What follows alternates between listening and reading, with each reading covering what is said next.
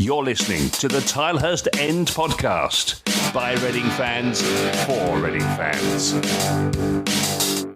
This podcast is sponsored by ZCZ Films, Reading's oldest ultras.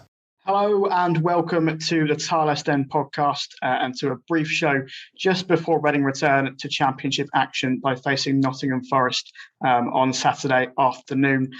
Unfortunately, this show is about the goings on off the pitch, as after much speculation, it was finally confirmed on Wednesday afternoon that the EFL have handed Reading a 6-point deduction for breaching profit and sustainability rules, with a further 6 points suspended until the end of the 2022-23 season. That 6-point deduction, the original one, comes in with immediate effect. My name is Olly Allen, and there is no better man to go through the ins and outs of this points deduction with me and discuss what it all means and what happens next. Is the go-to man, of course, for all things football finance and one of the hosts of the excellent Price of Football podcast. It's Kieran Maguire. How's it going, Kieran? It's busy, Ollie. I was hoping that with an international break there'd be no football finance stories to worry about, but the EFL, in their wisdom, firstly with Derby and then with you guys, have kept me ticking over. Yeah, in the nicest possible way. I wasn't expecting to speak to you again until next March when Reading's accounts came out. But and we spoke back in, I think it was probably April because we were slightly delayed, but we spoke back in April and there was sort of the feeling that there wasn't going to be a points deduction, and now a couple of weeks speculation, it has now come in. What have you made of the last couple of days for Reading? I think to a certain extent the club had been expecting it. The owners clearly had banked on getting promoted over the course of the period since 2018 with regards to investing in talent. And the problem with football is that talent costs a lot of money. As the parachute payments evaporated and gate receipts fell first of all due to the seasons not being as good as perhaps fans would have liked. So gate receipts were down, broadcasting money was flatlining, commercial income that wasn't great either. It meant that unless the club got the wage bill down significantly, then there were going to be issues. And the fact that the wage bill had hit over £40 million in 2019 for a club that's generating £18 million in revenue, that there was a gap. I think when we had our discussion at the time, the EFL were just concentrating on clubs staying in existence. And since we have returned to the ability to have matches with full capacity stadiums, that they've then returned to an analytical and forensic approach of individual club accounts. There are others who are not too far away from a deduction, but not necessarily crossing the limits. But Reading's figures didn't look great. I think everybody was keeping their fingers crossed that the EFL's priorities would have been elsewhere. Yeah, we've not spoken too positively over the last couple of years on Reading's figures. Let's round up just this news in stone cold fact. Then Reading, as I say, have been handed a 6-point immediate deduction. That drops us down to 19th place in the Championship table on 16 points. That's 4 points above the relegation zone. So we've gone from within 4 points of the playoffs to just 4 points above the relegation zone. Again, it could be an awful lot worse if you look at what's happened to Derby. And hopefully you would think that 19th place, 4 points above the relegation zone, is a position that Reading will be able to recover from, once all the injured players get back fit. And Pavlovic has more options to choose from on the pitch. As I say, there is also this suspended 6-point deduction until the end of the 2022-23 season, which will come into place if Reading do not adhere to an agreed business plan that they've agreed with the EFL, and we'll get onto that in a bit later. Some quotes for you. Trevor Birch, the EFL chief executive, has said the EFL's profitability and sustainability rules, that's a mouthful, are in place to discourage short-term overspending, and it is appropriate that the league takes the necessary action on behalf of its membership when a transgression occurs.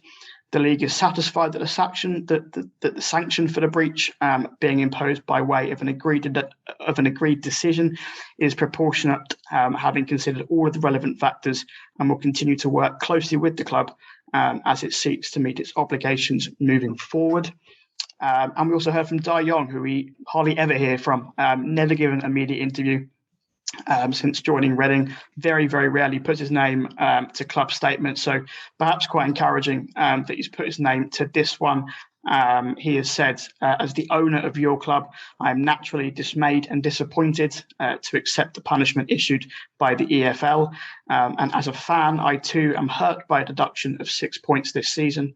However, my determination to succeed has not diminished, but has amplified.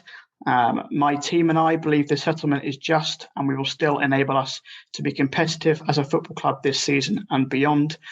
So in the short term, our aim is to fight for every point there is to fight for this season. In the long term, we pledge to fix the issues of the past and together build a club capable of competing with the very best and challenging for honours. But we can only do that with your support. So I would like to personally thank you for your loyalty to the club. It is truly appreciated by all those who cheer on the Royals. You can pick apart that statement if you like. There are some contradictions in there. The fact that he's dismayed and disappointed, but he feels the deduction is just. We could probably discuss the semantics of that all day. But as I say, it is reassuring to a certain extent that Dae Young has put his name to that statement for the first time in a long, long time. The club statement also reiterated that Dae Young remains wholeheartedly committed to the football club. He's allegedly been watching all the games on Asian TV or on Royals TV this season, and is actually in the UK at the moment. He was at Bearwood Park at training yesterday, and he will be at the Nottingham Forest game on Saturday as well, which will be his first game post-COVID. As I say, he's never done a media interview, so it is good to hear from him, and hopefully sort of his words are well placed. You can construe it as a PR move, if you will, but I think it is reassuring that he's put his name to that when he hasn't necessarily in the past. Right then, Kieran, let's get down to the nitty-gritty of things. First of all, as I say, we've discussed at great length sort of the poor state of Reading's finances over the last couple of years. So I would direct people to go and listen to those couple of podcasts we've done the last 2 seasons when Reading's accounts have gone out. We won't go into great depths of everything, but for anyone not 100% sure, or perhaps someone who's listening who's not a Reading fan is just sort of quite keen to find out about Reading's situation, in sort of brief terms, why exactly has this deduction come in? Well, under the EFL rules, which were voted on by club owners, Reading's only allowed to lose £39 million, calculated using a different set of financial rules to the accounts themselves. So some of the costs of running the club, the infrastructure costs, women's football, academy costs, community projects and so on, those are excluded from FFP. But even so, if we take the last 3 years, for every £100 that Reading have generated through the turnstiles, through TV money, through sponsorship and so on, they've averaged £212 being paid out in wages. So that's before you stick on the floodlights. That's before because before the groundsman mows the pitch and so on. So the club's been losing a lot of money. The reason why that is that in order to be competitive, you've got to recruit players, pay them decent wages. Reading's wage bill hasn't really come down significantly since they were last in the Premier League. If you take a look at the figures for 2013, the wage bill was 46.2 million. That had come down to 37.6 by 2020. So not as big a drop as you'd expect. It meant that Reading were one of the biggest wage payers in the Premier League. In terms of this negotiated settlement, The alternative to that was that you had to be formally charged and then sit before a hearing. That involves a lot of time. That involves a lot of costs, because the lawyers and the accountants, as we all know, that they're not cheap. So it's a bit like a plea bargain. Let's say that you've been nipped by the police, and instead of going to a formal trial, pleading not guilty and trying to see what you get away with, you say, right, I'll take a rap, perhaps on a slightly lower charge, and you get a lower sentence. So I think there's two ways of looking at the agreed settlement. You could say that it's 12-point deduction, of which 6 have been suspended, or you could see it as a 6 plus 6. It really depends on whether your glass is half full or glass empty. But it is simply a lack of control of costs, even though the owners are putting in more and more money. The loans from the owners are well over £70 million now. They've underwritten the losses, but the EFL only allows owners to put in so much money to count towards financial fair play. Yeah, so the EFL have highlighted the exact figures for this. As you say, it is fairly well known that there is this £39 million upper loss threshold over the course of 3 years. Because of COVID, this period's been assessed over a 4-year period. So between a 4-year period of 2017 to 18 and 2020 to 21, it was determined the club had recorded a £57.8 million loss. So that's 18.8 million. In excess of the 39 million upper loss threshold. As I say, Kieran, we've discussed at length how Reading have been over this threshold for 3 or 4 years now. Do we know why it's only now this sanction is coming in? Because as I say, that they've gone past that 39 million in the last couple of years, but it is just this latest 4-year period that's been taken into account.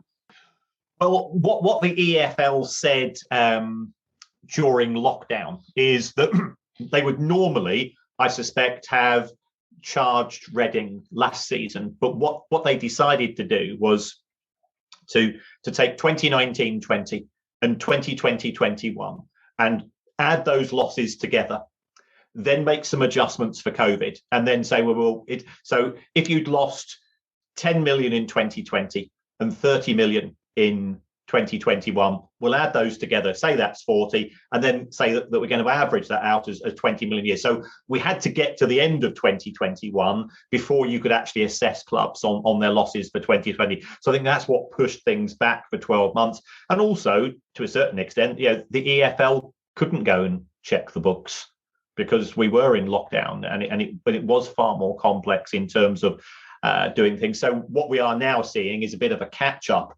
from them, and it's not an ideal situation, because we've now had Wigan Athletic relegated on the basis of a points deduction 2 seasons ago, with Sheffield Wednesday deducted on a points deduction last season, and if we're honest, Derby County are going to be relegated unless there is a true miracle in terms of footballing performance on the basis of financial mismanagement this season.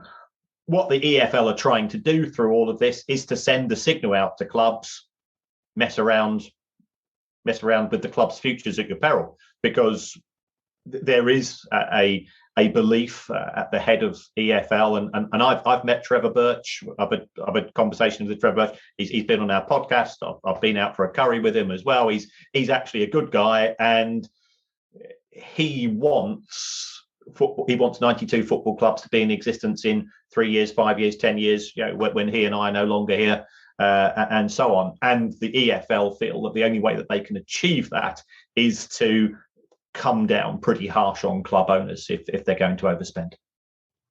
Yeah, it's interesting you mentioned Derby County there. Obviously, Reading not the only club this week to get a points deduction. Derby's is also 12 points like Reading's, but whereas Reading's is 6 now and 6 suspended, Derby's is 9 now and 3 suspended. There's been a bit of debate on social media. It's almost a bit like my dad's bigger than your dad a bit, but why is there this difference between the amount of points now and the amount of points suspended between Derby and Reading? Well, remember, Derby are actually they're presently on 21 points deduction for this season. They were given an automatic 12-point penalty for going into administration. They then said that they were going to contest that. There were separate charges with regards to the way that they accounted for players, and there was another separate charge for the fact that they'd failed to pay the wages on time. So they were up on multiple offences. Their rap sheet was pretty high. Again, the EFL didn't want to go down the route of appeals, getting QCs involved. If we take a look at what happened when Wigan went to administration, that cost the club £300,000 in legal fees, plus accounting fees on top. So yeah, the sums involved were huge. They were trying to persuade the administrators at Derby, don't go down that route. Let's again negotiate a settlement. It could be worse than what we are going to give you. So again, Derby was substantially over the £39 million limit, and they did that in 3 years out of 4. Effectively, it's 3 points per year in which they breach the rules. The further 3 points potential deduction is if they fail to pay wages on time this season.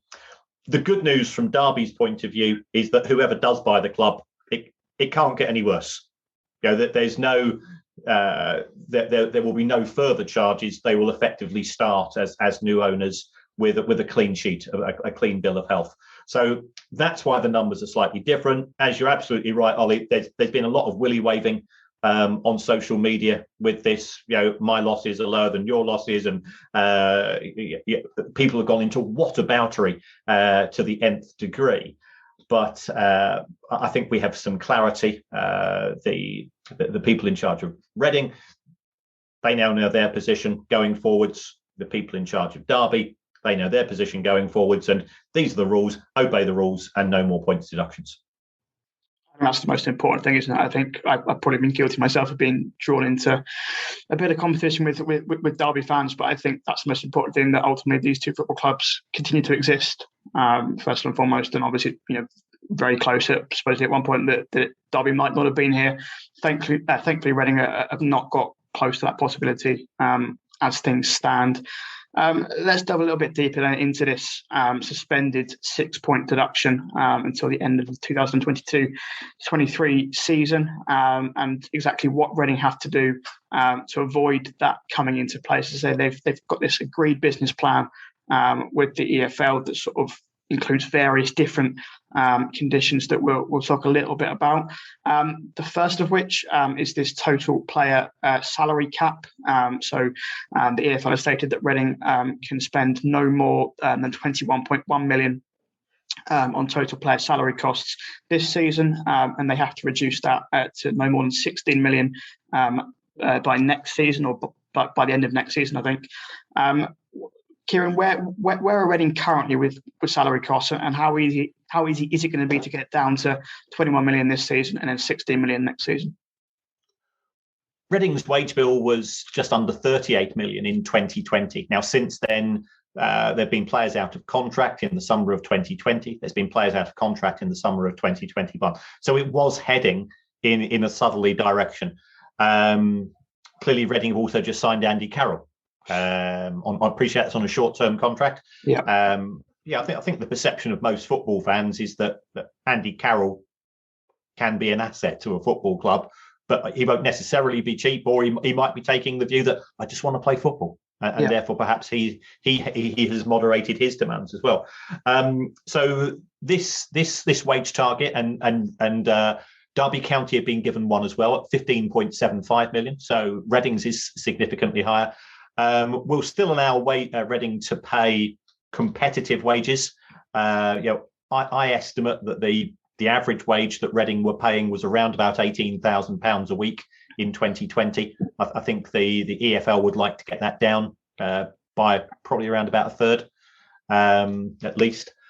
So what they've said to Reading is that we've got a January window coming up. If you are thinking of splashing the cash, you've got to get players out really before you get players in, and this acts as it's more stick than carrot. If you do exceed these wage limits, we will have no qualms about instigating this additional points deduction, and also we've got you on the naughty step for next season as well. So the club will know which players are out of contract at the end of 2021-22. They will be able to factor that in. They will know just how realistic the new wage target is, and that will impact, of course, upon the manager's budget for the summer coming up. And if we're honest, the rumours of Mbappe to the Majeski probably are going to have to be put back for at least another 12 months. Devastated. I'm gutted. I think that's the key conclusion that I've taken away from this agreed decision, is that Panovic's both budget and just sort of room for movement in the transfer market is going to be very, very heavily reduced. Again, not just this wage cap, also this permitted players cap, which is, again, slightly hard to get your head around because the EFL also have rules under the embargo where you can have a certain number of established players. That's a different thing to this permitted players thing. Permitted players, according to the document, is players who have made 3 league starts at any point in their career. So that can also include players under the age of 21, which I don't think are included in the established players rule list. Reading currently have 25 of those players, bang on 25. So they're allowed no more than 25 permitted players. Andy Carroll taking up the final of those 25 slots. Potentially might say that's possibly why Jamari Clark hasn't started a game yet, because if he had started 3 games, Andy Carroll wouldn't have been able to come in. There has been some sort of confusion around this, Kieran. Just clear up for me quickly. If there are players, for example, in Reading's academy, like Jamari Clark, like Mamadi Kamara, for example, that might go on to start 3 games that haven't currently. Does that cause Reading problems, or is that absolutely fine?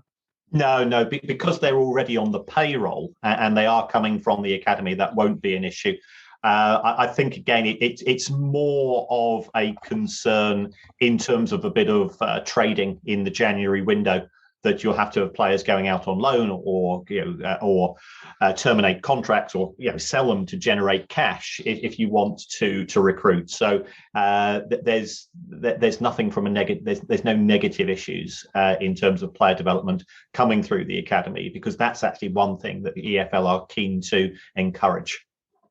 Yeah, for sure. And it would certainly seem counterproductive if they didn't let clubs use the academy players to sort of compensate for losing senior players. And losing senior players is probably something that Reading are going to have to continue doing. As we say, they have massively decreased the wage bill over the last 2 years. As Kieran said, that 37.6 million wage salaries from 2020. Since then, you've essentially had 2 summers worth of players leaving the football club. So in 2020, that included players like Mo Barrow, Vita Minone, Chris Gunter, Gareth McCleary, all signed on big Ron Gourlay wages. And also this summer, Sonny Aluko and Sam Baldock, the 2 key departures, also on Ron Gourlay wages. Not that I'm trying to pin the blame on anyone at all. It's wrong. That is true, because as I point out myself, the problems started and continued long before and long after Ron Gourlay. So just to get that out of the way, you can pin a certain portion of blame on the former Chelsea CEO, but certainly not all of it, considering the money Reading has spent over the last 10 years, and Gourlay was only here for sort of 1.5. So as I say, the chance of losing players in January now seems pretty high, and also certainly losing players at the end of their contract come the end of the season. And Reading have a very, very hefty list of players coming to the end of their contract at the end of this season, most notably, of course, John Swift, who you might think this perhaps increases the chances of him leaving in January, if Reading, need to get his wages off the books, B, free up a space in the squad for someone else to sign. There's also Andy Winamota, Josh Laurent, Rafael Cabral, Andy Yeardom, Michael Morrison, Scott Dan, Tom Holmes. The list is endless. Felipe Ararunya.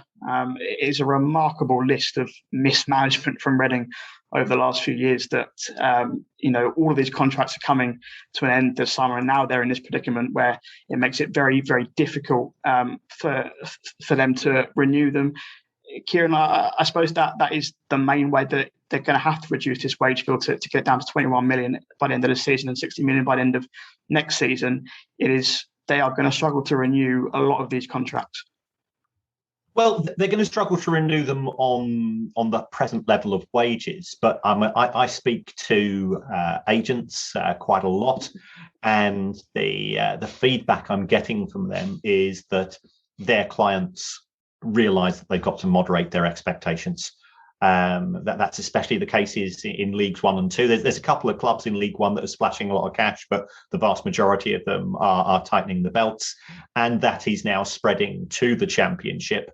I think the fact, as a Reading fan, you don't want this, but the fact that you've had a points deduction, Derby, Wigan, Sheffield Wednesday, that actually helps clubs in terms of their negotiations with players and agents, because they can now turn around and say, the old regime at the EFL, the Sean Harvey, we should try not to spend too money, but we're not that fussed approach has gone under Rick Parry, but especially under Trevor Birch.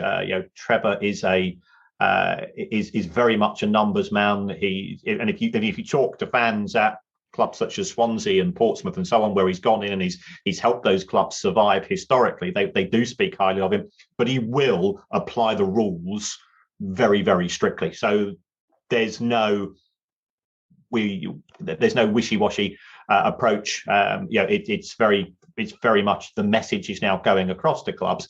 You've got to control your costs. There's still the same number of football players trying to play football. So it's not the players that play. They're not going to go and say, well, on the back of that, I'm going to become a carpenter, is it? Because even as a professional footballer in the Championship, if you're earning £10,000, £11,000 a week, as opposed to the 15, 17, 18 that Reading have been averaging in the last few seasons, it's still a very competitive wage. It's a wage which is far in excess of I think what most players could expect to receive from other professions, and I think it's just downward pressure. They can't go overseas for two reasons. First of all, we've got Brexit consequences.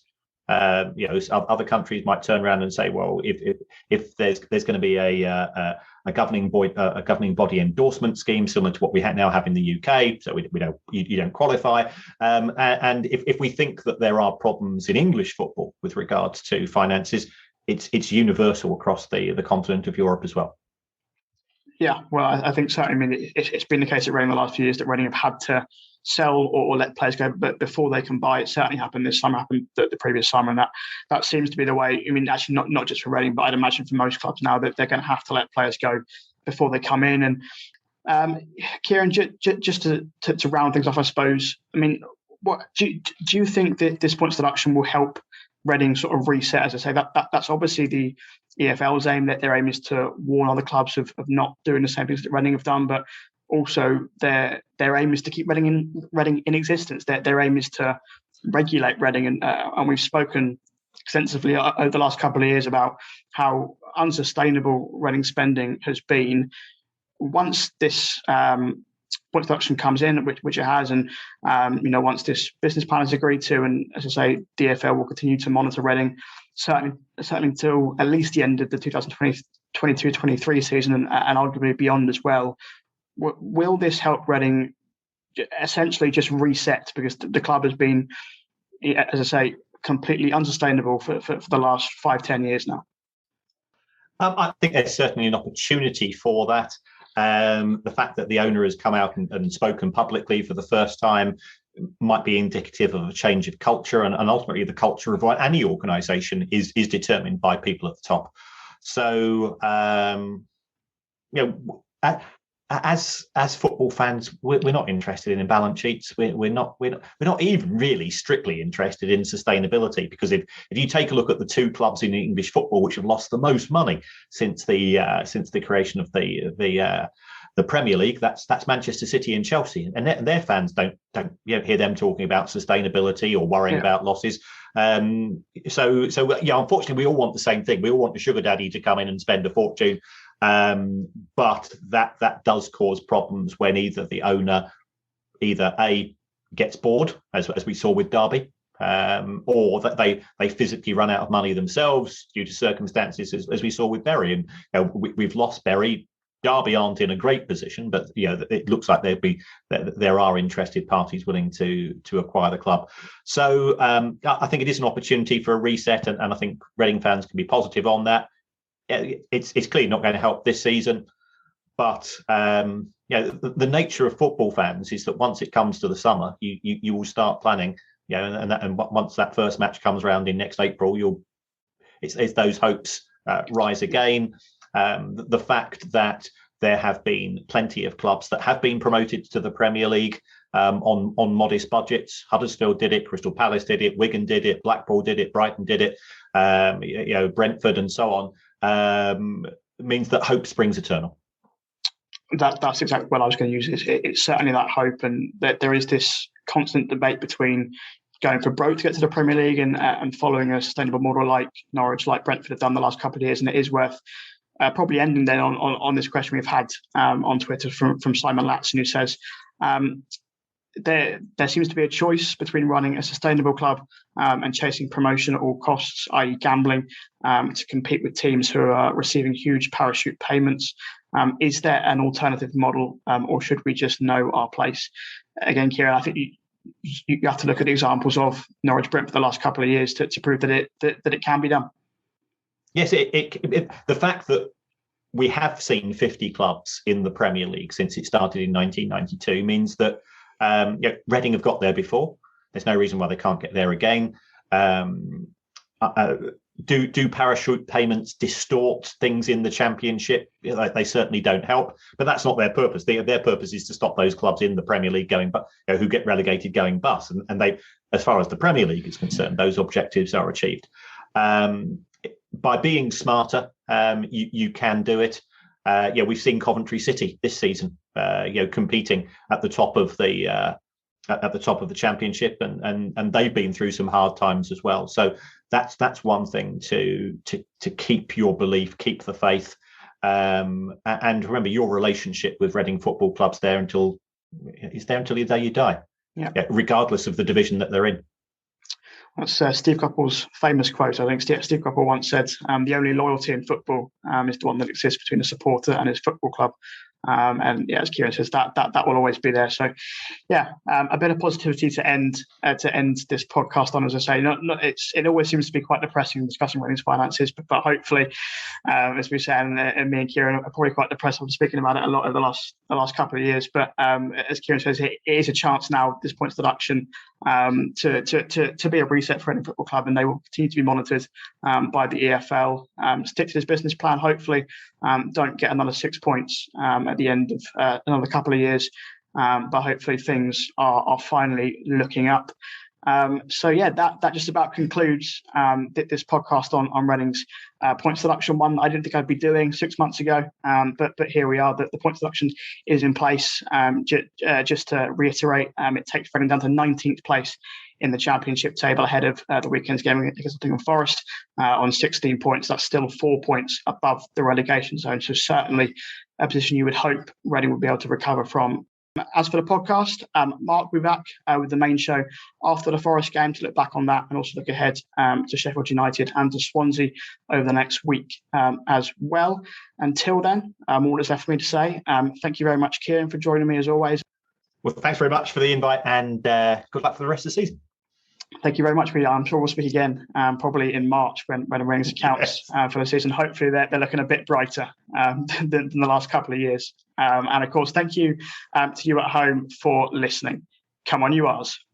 Keep up to date with all things Reading FC. Follow the Tilehurst End on Facebook and Twitter. This podcast is proudly sponsored by ZCZ Films. Remember, if you want to get involved in sponsoring the show, drop us an email to thetilehurstend@gmail.com.